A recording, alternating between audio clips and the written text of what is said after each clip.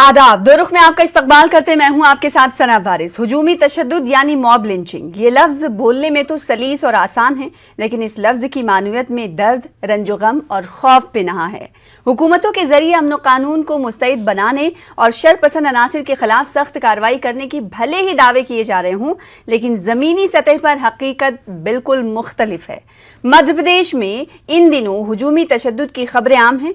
एक के बाद एक मामले मंजर आम पर आ रहे हैं। कहीं लव जिहाद की शक में किसी को निशाना बनाया जा रहा है, तो कहीं पहचान छुपाने के नाम पर पिटाई की जा रही है, तो कहीं जय श्री राम के नारे ना लगाने पर उन पर तशद्दुद बर्पा किया जा रहा है। ऐसा नहीं कि सिर्फ एमपी हुजूमी तशद्दुद का मरकज बना है, बल्कि ऐसे वाकयात माजी में मुख्तलिफ रियासतों से मंजर आम पर आए हैं, जिनमें पहलू खान, रकबर, जुनैद और तबरेज, साथ ही पालघर मामला सामने है, जिनमें पीट पीट कर लोगों को हलाक कर दिया गया, जिनके अमवात ने मुल्क में लॉ एंड ऑर्डर की कलई खोली। पुलिस कार्रवाई पर सवाल खड़े हुए तो वहीं शरपसंद अनासिर की पुश्तपनाही के इल्जामात भी लगे। सवाल ये कि आज़ाद हिंदुस्तान में आखिर कब तक ऐसे मामले पेश आते रहेंगे? क्या हुजूमी तशद्दुद के वाकयात के मंजर आम पर आने की असल वजह कार्रवाई का सही वक्त पर ना होना है, या फिर हुजूमी तशद्दुद के वाकयात सियासी साजिश का हिस्सा हैं? आज इसी मौजू पर जानेंगे दो खास मेहमानों से उनका रुख। प्रोग्राम दो रुख में सबसे पहले दो खास मेहमानों का तारुफ कराएंगे। हमारे दरमियान डॉक्टर शुजात अली साहब, जो कि तर्जुमान है कांग्रेस के, हमारे दरमियान मौजूद हैं। आपका इस्तकबाल करते हैं। साथ ही साथ एक और खास मेहमान हमारे दरमियान मौजूद हैं, शुभेंदु शेखर अवस्थी साहब, जो कि तर्जुमान है भारतीय जनता पार्टी के। आपका भी इस्तकबाल करते हैं। साथ ही प्रोग्राम की शुरुआत करें। बहुत सारी खबरें हम सबके सामने हैं। शुजात साहब, आप भी देखते और सुनते होंगे, शुभेंदु साहब आप भी देखते और सुनते होंगे। आपसे हम शुभेंदु साहब ये जानना चाहेंगे कि सियासी वजूहात इनके पीछे कार फरमा होती हैं, या फिर समाजी वजूहात मॉब लिंचिंग के पीछे कार फरमा होती हैं? आपके नज़दीक मॉब लिंचिंग पर आपका क्या रुख है? देखो सना जी, मैं ये बिल्कुल कहना चाहूंगा कि कोई भी मॉब लिंचिंग हो, एक समुदाय के लोग दूसरे समुदाय के साथ, चाहे वो जाति के आधार पर हो, धर्म के आधार पर हो, या राज्य के आधार पर हो। अभी हमने देखा नॉर्थ ईस्ट के एक स्टेट में आपस में दो लोगों में झगड़ा हो गया, दो स्टेट्स के बॉर्डर पर। भारत सरकार और भाजपा की भारत सरकार बिल्कुल भी सहन नहीं करती है और उनके ऊपर 24 घंटे के अंदर एक्शन हो रहे हैं। जो लोग भी पाए गए हैं उनको पकड़ा जा रहा है और उनके ऊपर एक्शन होता है, जो कानून बने हुए हैं। और मैं ये बताना चाहूंगा आपको कि ये हुआ क्यों। आज इस हम दौर में कहां आ गए, जब हम 21वीं शताब्दी में पहुंच गए हैं और हमको धर्म, जाति और राज्य और भाषा से ऊपर उठना चाहिए। हम इतनी छोटी छोटी घटनाओं में लगे हुए हैं। इसका कारण है जब देश का बंटवारा हुआ और कांग्रेस ने लगा कि कांग्रेस को कि इस देश में यदि उसको सत्ता बना के रखनी है तो उसको हिंदू और मुस्लिम धर्म के आधार पर और जाति के आधार पर, ब्राह्मण, क्षत्रिय, शूद्र, वैश्य, इनके आधार पर बांट दो। और जैसा जैसा कांग्रेस को जिस जिस समय पर फायदा मिला और लेना चाहते थे, उस तरीके से समाज का निर्माण कर दिया। अभी आपको याद होगा, थोड़े दिनों पहले आरएसएस के चीफ मोहन भागवत जी ने कहा कि रोड पर गाय के नाम पर, इसके नाम पर जो लोग मॉब लिंचिंग कर रहे हैं वो देश के हित में कोई काम नहीं कर रहे, वो लोग क्रिमिनल हैं। ठीक है, तो इस तरीके के विचार हम रखते हैं। हमारी भारतीय जनता पार्टी नहीं, तो आप सबका साथ और सबका विकास। कांग्रेस की बात करते करते आपने साफ लफ्जों में कहा भी नहीं कि बांटा, तो क्या माना जाए जो कांग्रेस की तरफ से आपका जो इल्जाम है कि कांग्रेस ने बांटने की राजनीति की, तो बांटने की राजनीति से ही कहीं ना कहीं ये उपजा है, मॉब लिंचिंग उपजा है? आपके कहने का इशारा यही है? बिल्कुल मेरा इशारा सना यही है कि 70 सालों में इतनी बड़ी जो खाई खत्म हो जानी चाहिए थी। आज देखो, अमेरिका के अंदर यदि कोई इलेक्शन होता है तो प्रगति के ऊपर होता है, डेवलपमेंट के ऊपर होता है कि कौन सी सरकार क्या करेगी। पर यह दुर्भाग्य है भारत का कि आज 21वीं शताब्दी में 2021 में भी कोई इलेक्शन होता है तो यह तय होता है कि मुसलमान किसको वोट देंगे या ओबीसी किसको वोट देंगे, पंडित किसको वोट देंगे। आज मायावती जी बोल रही है ये ब्राह्मण कार्ड है, और ओबीसी के बहुत सारे राज्य बोल रहे हैं कि हमारी मतगणना होनी चाहिए। कभी कोई ना कोई अकाउंट लेके इस इलेक्शन आपके से साथ ही पहले नीतीश कुमार साहब ये भी सब बोल रहे हैं चीजों कि को- मतगणना होनी चाहिए, सेंसस होना चाहिए। डॉक्टर शुजात सेंसस साहब, मैं होना आपके नहीं पास आना होना। चाहूंगी। मॉब लिंचिंग के वाकयात में इजाफा देखा जा रहा है, ना सिर्फ मध्य प्रदेश बल्कि इस तरह की खबरें राजस्थान से भी सामने आई, छत्तीसगढ़ से भी सामने आई माजी में। आपको क्या लगता है? शुभेंदु साहब तो ये कह रहे हैं कि 70 साल से कांग्रेस लोगों को बांटती रही, तो एक अहम वजह तो ये मान रहे हैं। मेरा ये सवाल आपसे है कि आप मॉब लिंचिंग के बढ़ते वाकयात को लेकर क्या समझ रखते हैं? आखिर क्या वजूहात इनके पीछे पिना है, सियासी या समाजी? देखिए, भारतीय जनता पार्टी ये सियासी भी है, समाजी भी है। भारतीय जनता पार्टी की जो बुनियाद है वो कम्युनलिज्म पर ही है, हिंदू और मुस्लिम पर ही है। अगर लिंचिंग में जितने लोग मारे जा रहे हैं उनको आप देखें, हमलावरों को आप देखें, तो वो सारे के सारे एक खास तबके के लोग हैं।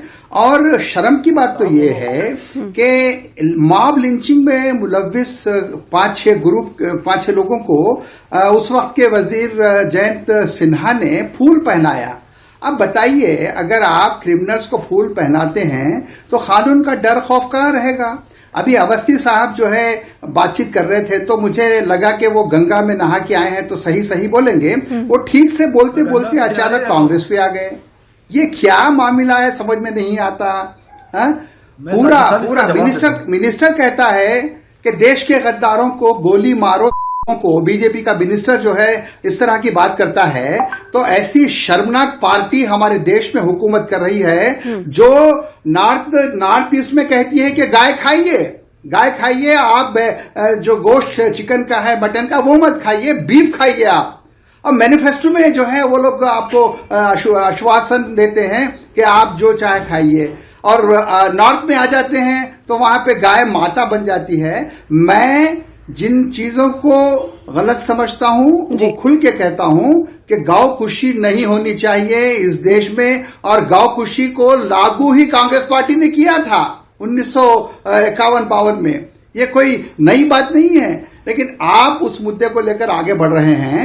और गांव के गौशाला जो बनाए हैं, वो गौशालाओं में रोजाना 85 गायों की डेथ हो रही है, उनको देखने वाला नहीं है। घास खिलाने के लिए आपके पास अलोकेशन नहीं है, बजट नहीं है। बड़ी जगह लेने के लिए आपके बजट नहीं है। बिल्कुल जैसा खुड़ाड़े में मुर्गियों को बंद कर दिया जाता है, वैसे ही आप जो है गायों को एक छोटी जगह पर जमा कर रहे हैं। तो लाजमी बात है गाय मरेंगी। तो आप कौन सी इज्जत की बात कर रहे हैं, कौन सी पूजा की बात कर रहे हैं? गांव हमारी माता है कह रहे हैं, फिर उसका तहफ्फुज क्यों नहीं करते? गरीब लोगों को मारते हैं, नहत्ते लोगों को मारते हैं। ये कौन लोग हैं जो मारते हैं? ये कौन लोग हैं जो हुजूमी मॉब की शक्ल इख्तियार कर लेते हैं? ये कौन लोग हैं जिन्हें कानून का खौफ नहीं होता? अब वो जाते हैं जेल, फिर उसके बाद छूट आते हैं। इसके पीछे क्या वजह लगती है कांग्रेस को? मैं आपसे कह रहा हूं ना, जयंत सिन्हा ने 5 के ग्रुप को जो मॉब लिंचिंग में मुलविस था अपने घर बुलाकर गुलपोशी की। जब मिनिस्टर चंद्रशेखर अवस्थी साहब, आपसे सवाल ये, कांग्रेस का, और साथ ही तस्वीरें हमने देखी हैं, ये भी ऐसी भी बात नहीं कि तस्वीरें दुनिया ने मुल्क में नहीं देखी हो। क्या ये इसकी वजह ये ना समझा जाए कि जो शरपसंद अनासर होते हैं कहीं ना कहीं उनकी सियासी पुष्टपनाही की जाती है? जयंत सिन्हा का एग्जाम्पल हमारे सामने है। अगर उन पर लगाम लगाई जाए, नकेल कसने के लिए उन पर सख्त कार्रवाई और सख्त सजा दी जाए, तो ऐसे वाकयात मंजर आम पर ना आए। क्या आप इस बात से इत्तेफाक नहीं रखते? दूसरी तरफ हम देख लेते हैं कि जो इस पूरे मामले में मुलविस होंगे उनका वेलकम किया जाता है, तो क्या उनके हौसले बुलंद नहीं होंगे? सना जी, मैं इस पे बिल्कुल बिल्कुल क्लियरिटी में जवाब देना चाहता हूं कि जैसे इन्होंने सबसे पहला पॉइंट कहा कि जो भारतीय जनता पार्टी का निर्माण ही सांप्रदायिकता पे हुआ है, तो ये इनको जवाब देता हूं। जिस दिन भारतीय जनता पार्टी बनाई जा रही थी तो हमारे आरिफ मोहम्मद साहब उसके एक फाउंडर मेंबर थे। यदि हमको जाति के आधार पर या धर्म के आधार पर पार्टी बनानी होती तो हम आरिफ साहब को, जो देश के इतने बड़े नेता थे, उनको अपनी पार्टी के फाउंडर मेंबर पे नहीं रखते। इसलिए सबसे पहला झूठ तो इनका ये कौन से आरिफ साहब नहीं हेलो आप कौन से आरिफ साहब की बात कर रहे हैं सिन्हा अवस्थी जी? कौन से आरिफ साहब? कितने आरिफ लोगों को जानते हो आप बीजेपी के? हाँ तो बताइए ना, आरिफ बेग कहिए। आरिफ मोहम्मद, मैं परेशान हो गया कि कहीं आरिफ मोहम्मद खान तो फाउंडर मेंबर नहीं है आपके? हाँ अरे साहब जी जरूर दीजिएगा। आपको मालूम है, फिर भी आप समझ के भी समझना नहीं चाहते हो। दूसरा आपने कहा कि हमने नारा दिया देश के गद्दारों नहीं, को, तो क्योंकि आरिफ मोहम्मद खान अभी आपके करीब हुए हैं ना, इसलिए मैं पूछ रहा था। और मैं आपको क्या बता रहा हूं कि जो भी देश का गद्दार होगा उसको जूता ही मारा जाएगा। और आज भी बोल रहा हूं, देश के गद्दारों को जूता मारो। ये मैं भी कहता हूं कि जो तो प्रोटेस्ट करने वाले, एहतजाज करने वाले गद्दार हो गए। गद्दार की डेफिनेशन कैसे? अगर एक मंच से देखिए शुभेंदु साहब, एक मंच से, एक प्लेटफॉर्म से आप इस तरह की बातें करेंगे तो वो लोग जिनके हौसले बुलंद हैं उनके तो बुलंद होंगे। नहीं, मैं अब ये कौन डिसाइड करेगा कि कौन गद्दार है? गद्दार देखिए, तो क्या मिनिस्टर गद्दार डिसाइड कर लेंगे कि मिनिस्टर्स डिसाइड करेंगे कि वो गद्दार है? कानून करेगा ना, कानून करेगा ना। मैंने आपकी जो इन्होंने बात कही उसका जवाब दे रहा हूं। नहीं, मैं आपकी बात को पकड़ रही हूँ सर, मैं आपकी बात को पकड़ रही हूँ सर। अगर आप किसी प्लेटफॉर्म पर ये बात, इस नारे को दोहराएंगे तो सवाल ये उठता है, तो क्या आपने कानून हाथ में ले लिया है? आप कानून के रखवाले हैं? आप नहीं है ना। आप कैसे डिफाइन करेंगे कि कौन गद्दार है और कौन गद्दार नहीं है? कोई नहीं, ये बहुत गलत बात है शुभेंदु साहब, ये बहुत गलत बात है। कानून है ना, कानून डिसाइड करेगा कौन गद्दार है कौन नहीं है। हम और आप कैसे करेंगे? देश के गद्दार हैं उनके लिए, जो देश के लिए देश को अपना देश नहीं मानते हैं, पाकिस्तान को अपना देश मानते हैं, वो देश के लिए। तो जहां पे ये नारा मिनिस्टर ने दिया वहां पे कौन कौन से ऐसे गद्दार थे आप लोग ढूंढ पाए? अब तक आप लोग ढूंढ पाए? मिनिस्टर की बात नहीं कर रहा हूँ, एक बात मैं कह रही हूँ, आप उस नारे को दोहरा रहे हैं ना, इसीलिए मैं सवाल का जवाब चाहती हूँ। देश के गद्दार होंगे, जो देश के गद्दार होंगे उनके लिए नारा बिल्कुल फिट बैठता है। और तीसरी बात जो मैं सारी गाय के मांस की बात है, सारी दुनिया आपकी निंदा कर रही है, सारी दुनिया आपकी निंदा कर रही है, आपके ऊपर ताने कस रही है और आप कहते हैं कि गद्दार हैं। अरे हम गद्दार नहीं हैं, पाकिस्तान हमको दिया गया था तो हमने पाकिस्तान को धिक्कार दिया और अपने मादर वतन हिंदुस्तान को अपनाया। और ऐसे लोगों को जो शुभेंदु साहब ये बात गलत है। देखिए इस चैनल पर आके उस नारे को आप दोहरा नहीं पाएंगे। हालांकि मुख्तलिफ मीडिया प्लेटफॉर्म्स पर इस नारे को दिखाया गया, लेकिन ये नारा ऐसा था कि हम लोगों को बीप लगाना पड़ा, उस आवाज को, उस लफ्ज को काटना पड़ा ताकि लोगों तक ये ना पहुंच सके। और आज आप इस नारे को दोहरा रहे हैं। मैं देखिए सना जी, मैं बिल्कुल कह रहा हूं, मैंने किसी नारे, किसी मिनिस्टर की बात नहीं की। मैंने कहा कि देश के जो भी सही कहा आपने, कहा ना कि सही देश के जो भी गद्दार होंगे, तो कानून कहाँ है सर? चाहे वो मुसलमान हो, गद्दार को आप और हम कैसे तय करेंगे? गद्दार कौन है? गद्दार जो मिनिस्टर, जो पॉलिटिकल पार्टी किसी खास तबके को गद्दार कहती है, वो सबसे बड़ी गद्दार है। नहीं, किसी खास तबके को मेरा कहने का कोई मतलब नहीं है। मेरा कहने का मतलब है जो देश के गद्दार है। ठीक है शुजा साहब, वो शुभेंदु शेखर साहब का सीधे तौर पर ये कहना है कि जो नारा माजी में दिया गया था, ज्यादा वक्त उसको गुजरा नहीं है, 1 से 1.5 साल हुए होंगे, वो नारा सही था। जी नहीं, नारा सही नहीं था। मैं कह रहा हूँ आपने कहा ना कि जो होंगे उनको ऐसे ही किया जाएगा। मैं उस लफ्ज को दोहराना नहीं चाहती। बिल्कुल गलत सना जी, मैं बिल्कुल क्लियर कट बात पे, इस पॉइंट पे कह रहा हूँ कि सर एक आम इंसान नहीं, मिनिस्टर इस बात को कहे और आप जैसे लीडर इस बात को कहे तो ये बात शोभा देती है क्या आप पर? नहीं ना। ये किसी धर्म के लिए, मिनिस्टर फूल पहना है तो क्या यही सब वजह नहीं है इन वाकयात में बढ़ोतरी होने का, इजाफा होने का? आप डिफेंड कर रहे हैं, जो भारतीय जनता पार्टी, आप डिफेंड कर रहे हैं शुभेंदु साहब, पार्टी है और मोदी जी की सरकार है, वो सबका साथ और शुजा साहब इस बात में, शुभेंदु शेखर के इस बात को पर आप क्या सोचते हैं? आपका रुख क्या है? देखिए मोदी जी का नहीं, मोदी जी का इन्होंने जिक्र किया। मोदी जी ने दिल्ली के एक फंक्शन में तकरीर करते हुए, भाषण देते हुए कहा कि वो लोग खुल्लम खुल्ला दिखाई दे रहे थे, लिबास से ही मालूम हो रहा था कि वो कौन लोग हैं। अरे प्राइम मिनिस्टर अगर इस तरह की बात करे तो इस देश को आप कैसे जो है जोड़ के रखेंगे, प्यार से मोहब्बत से कैसे रखेंगे? वजीर आजम जो होता है वो सारे हिंदुस्तान का होता है, वो हिंदू का होता है, मुस्लिम का होता है, सिख का होता है, ईसाई का होता है। वो कहता है कि लिबास से ही मालूम हो रहा था कि वो लोग कौन है। अरे आप जिस मुल्क को कहां ले जा रहे हैं? जयंत सिन्हा को आपने जो है जयंत सिन्हा की निंदा नहीं की। शुजात साहब, तो क्या ये लगता है कांग्रेस को कि मॉब लिंचिंग के वाकयात होने के पीछे ये तमाम वजूहात जो है कार फरमा है, जिसको अभी हम डिस्कस कर रहे हैं, कि वुज़रा मिनिस्टर की तरफ से जो बयानात दिए जाते हैं इसी वजह से अनासिर के हौसले बुलंद होते हैं क्या? यकीनन बुलंद होते हैं। जो हाकिम है वही जो है गद्दार है, जो हाकिम है वही डाकू है, जो हाकिम है वही खातिल है। तो इस देश को कौन बचाएगा? कैसे बचाएंगे? नहीं, मोहन भागवत की बात इन्होंने की। मोहन भागवत कौन है? मोहन भागवत ने कहा कि जो लोग इस तरह करते हैं गलत है। ये क्या बात है? ये क्या बात है? सोचना क्या है? तो आपकी भी तो जिम्मेदारी बनती है डॉक्टर शुजात साहब। आपके दौरे इख्तिदार में पहलू खान का वाकया हुआ था, अगर मैं करेक्ट हूं तो उस वक्त ये सरकार का और ये पुलिस की जिम्मेदारी होती है लॉ एंड ऑर्डर की कि इस तरह के वाकयात मंजर आम पर ना होने पाए। कैसे हो जाते हैं रियासत में ऐसे वाकयात? मंजर आम पर कैसे आ जाते हैं? इसका मतलब है पुलिस की तसाहुली है। पुलिस की पुलिस की जांच पर भी सवाल खड़े हुए थे। तो कांग्रेस थोड़ी ना दूध की धुली हुई है। पुलिस को सरपरस्ती है, रूलिंग पार्टी की सरपरस्ती पुलिस को हासिल है और ये बहुत ही मुनज़्ज़म ढंग से किए जाते हैं। नहीं तो जब आपकी स्टेट में होता है तो वहां किसकी सरपरस्ती हासिल होती है सर? रिकॉर्डिंग आपके स्टेट में जब होता है, कांग्रेस स्टेट में ऐसे वाकयात होते हैं तो वहां पर भी क्या पुलिस और सरकारी सरपरस्ती हासिल होती है ऐसे लोगों को? देखिए, नहीं, लिंचिंग एक समाजी और सियासी मसला है।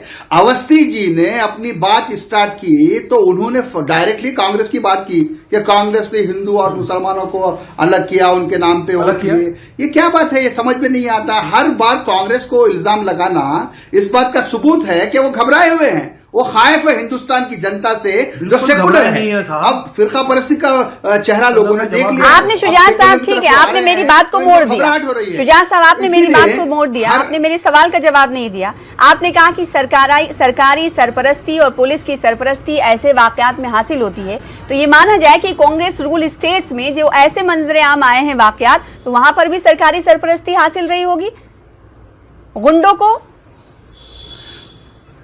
कांग्रेस की रियासतों में इस तरह के वाकयात को कुचला गया है। इसीलिए आपको कांग्रेस की जो रियासतें हैं मौजूदा राजस्थान और छत्तीसगढ़, वहां पे इस तरह के कोई वाकयात नहीं आ रहे हैं। कानून सख्ती से काम कर रहा है।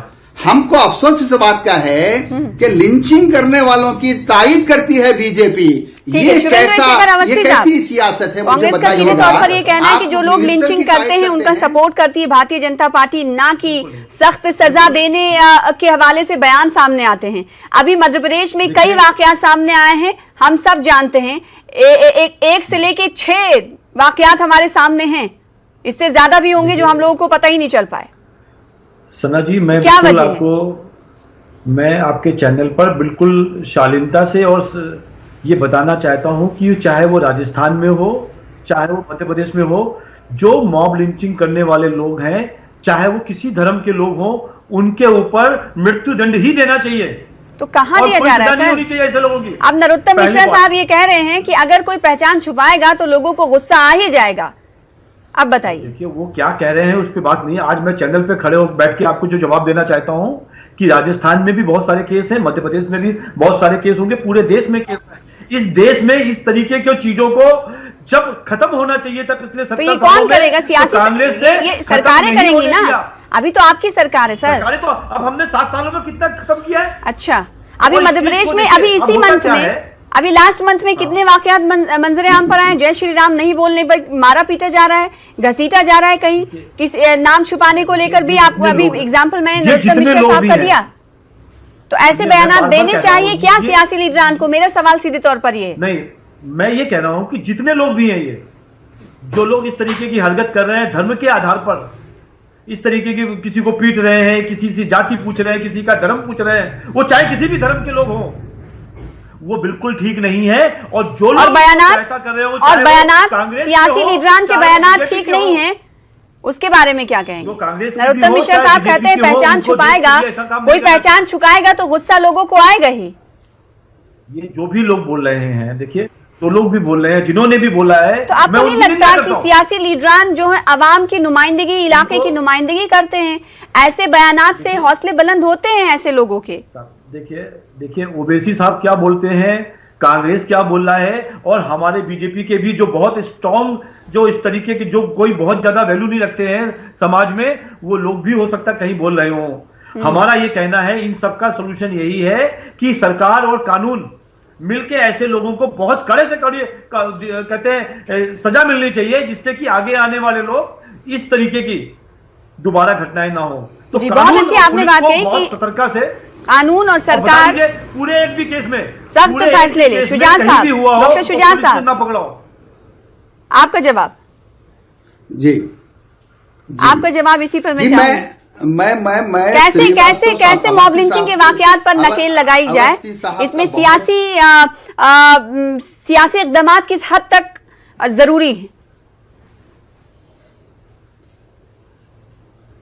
देखिए, अगर सियासतदान सख्त हो जाए, इन लोगों के खिलाफ हो जाए, रूलिंग पार्टी इनके खिलाफ हो जाए, तो इस तरह के वाकयात नहीं होंगे।